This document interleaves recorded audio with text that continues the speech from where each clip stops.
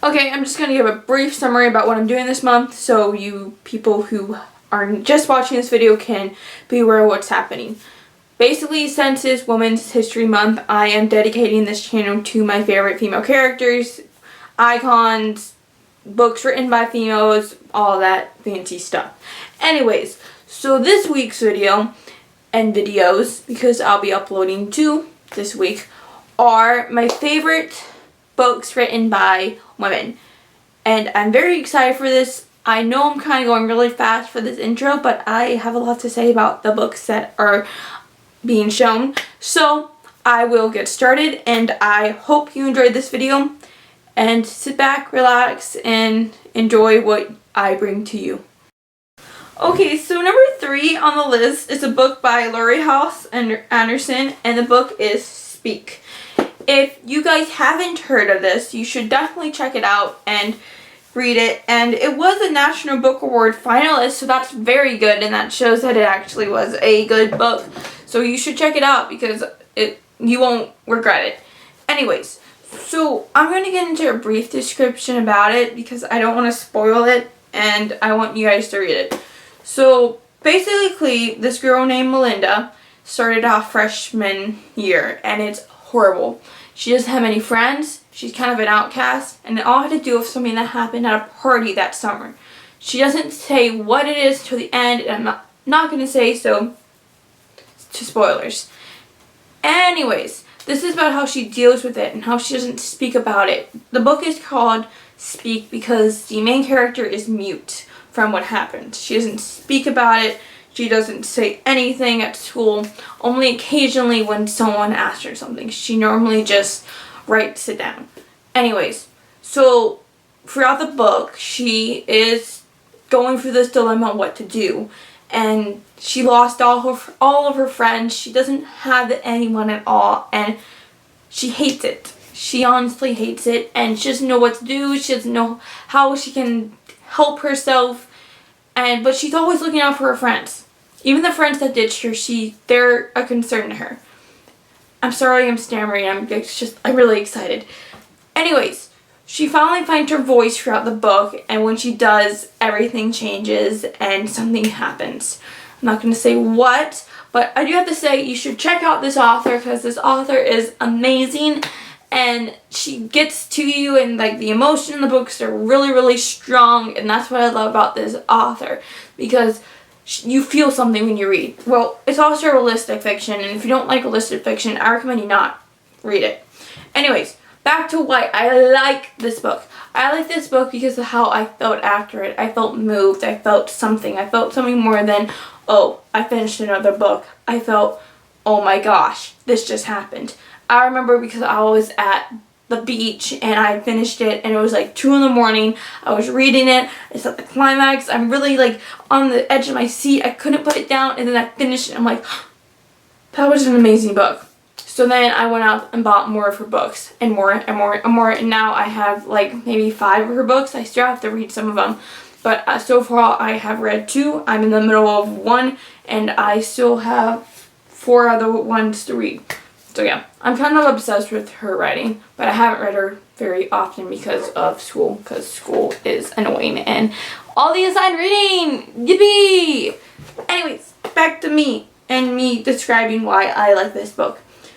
I also like this book because it talked about a real issue that goes on, and I can't get into what the issue is, but if you have read this book, don't be afraid to talk to me about it because I want to get this out there, and I want you to know if you have dealt with this and you've read this book and you know what she deals with, that it's okay and it wasn't your fault. I know that sounds cliche, but I just want you to know that, and I'm always here to talk. I have my Instagram and my blog in the links below, so if you ever need to talk, I'm here to listen. You can rant, you can scream, you can do anything, well, appropriate.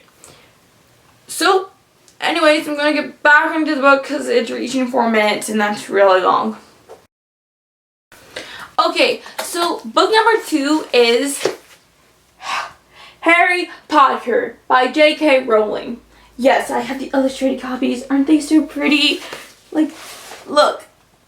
Ah! Okay, back to me talking about this.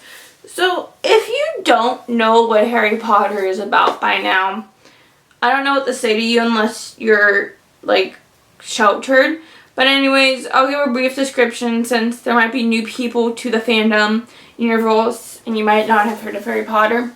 So, basically, it's about a boy whose parents died when he was young, and he finds out he's a wizard, and he goes on all these adventures. Okay, there we go. He goes on all of them throughout the books. There are 7 books, 8 movies. That's weird. And there are 3 more movies being made. There's a play being made. There's 3 books based off the series. Yeah. And each year there's an illustrated book that's coming out. So obviously it's a big thing. Anyways, back to why I like Harry Potter and why I like J.K. Rowling. I have gotten into this in my other video about my female icons, why I like J.K. Rowling. Basically because she has her own demons, but she finds a way to deal with them by her writing style and all that stuff. Anyways, I like Harry Potter because there's darkness, there's romance towards the end. There's friendship, there's love, there's hope, there's goodness, there's evil. It shows that not everyone is just good and not everyone is just evil. There's good and there's bad and there's good and bad together. That's why I also like this series. I also like this series because it was the first series that I really got into. I was around 10 when I first started reading it, maybe almost 11, somewhere around that range. And my first big series was Percy Jackson, but this series changed my life. This was the first time that I really divided myself. I don't know. This was the first series that I actually dug into, and I couldn't stop reading them. I searched for all the books. I got the book for Christmas, all that nice stuff. This was the first series that I actually related to, that I could feel something to, that I obsessed over, really. I mean, I obsessed over Percy Jackson. I read those books by the end of the school year, and I started them in the spring.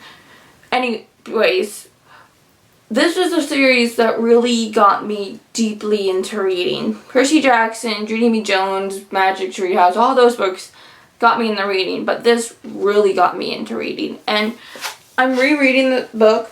I mean, normally I don't reread books because I don't like finding hints throughout the series. I'm like, oh, I feel stupid now. I would rather feel smart by not knowing by the hints. Anyways, I'm rereading it because it's a picture book. It's a picture book. It's so pretty. I'll probably just make a video about this eventually, just about this book. Just look how pretty it is. Okay, back on the book, back on this. Okay. Basically, Harry Potter changed my life. And I say that about a lot of things because I say that a lot, but Harry Potter really did change my life. It gave me a new perspective on myself and the things around me and how things might be bad and people might be bad, but there's good in everyone. So I'm going to get on to the final book of this video. Okay, so book number 1 is a book by Harper Lee, and this is not her sequel. It is famous To Kill a Mockingbird. Bum, bum, bum. So this is a classic, and a lot of people love this book, and a lot of people are like, oh, I read it in high school because it was assigned. Well, I read it in middle school because it was assigned, and I honestly love the book. I did skip chapter 9, however, but there's a reason for that, and it was stupid. Anyways, so basically, this book is about a girl who lives in the 1930s. Yeah, 30s? I think so. And it's about the race issues and the segregation and the racism in that time. And there's like many things that are going throughout this book. I mean, you see the main character becoming older and you see her becoming a young woman. I like this book because it gave me a perspective on what was happening through a younger person's eyes. Because even though they were just little, even though she was a young kid, she was able to understand what was going on. And she was able to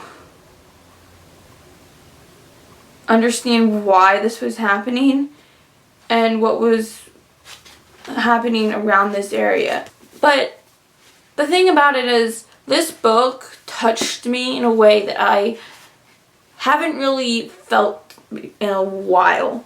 I read it in 8th grade, and the first book that actually made me feel something deep was probably Harry Potter, as I said before. But this book, this left me in a mode, I was like, this happened, and this is happening again. And it wasn't about the racist and the racism.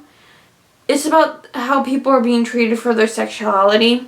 And I realized that. I put that together instantly. I'm like, oh my God. History is repeating itself. As I said in English class, was that there is always going to be a problem. Before it was women's rights, and that's still going on, but it's not as bad as it used to be. And then there was the racism, and that's still happening, but it's not as bad as it used to be. The way I said it is, there is always a problem, and it has to rise in action. And when it reaches the climax, someone dies. I got into this when we read this Greek play in class. She died, and then it kind of went down.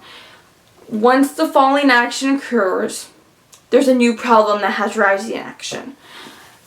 I don't know how I came up with that, but there's never a resolution for the problems. There's just new problems that come. And I feel like this book represents that, because even though this author wrote this in the 60s, she based it in the 30s. And it reminds me of The Help when it was written, in 2000 something, I don't know the exact date, but it was based in the 60s. My teacher was like fangirling over this a few years ago. Anyways, so the thing about this book is what it represents. And To Kill a Mockingbird. When you read this book, you're going to realize that there are 2 mockingbirds in it. And I'm not going to spoil who they are, but I want you to know to look out for that and to see the symbolism there, because there is truly symbolism there, and I feel like people tend to miss it because they're just focusing on getting it done. They don't see what it's representing. So I would check this book out because it is really good. I would check all the books I said in this, and if you don't check this book out, you'll probably have to read it for high school. So I'll just get it now, so then it's one less thing to buy then. If, of course, you're younger. If you're older and you haven't read it, then this is awkward. Bye. Okay, so those are my books that I like in this video. I'll be making another one with 3 other books written by women that I have read. And I want to hear yours. So don't be afraid to tell me. I hope you tell me, because I want to talk about this, because this is really, really, really important, especially this month. So, this is the end of the video, and I hope you enjoyed. Ta-ta!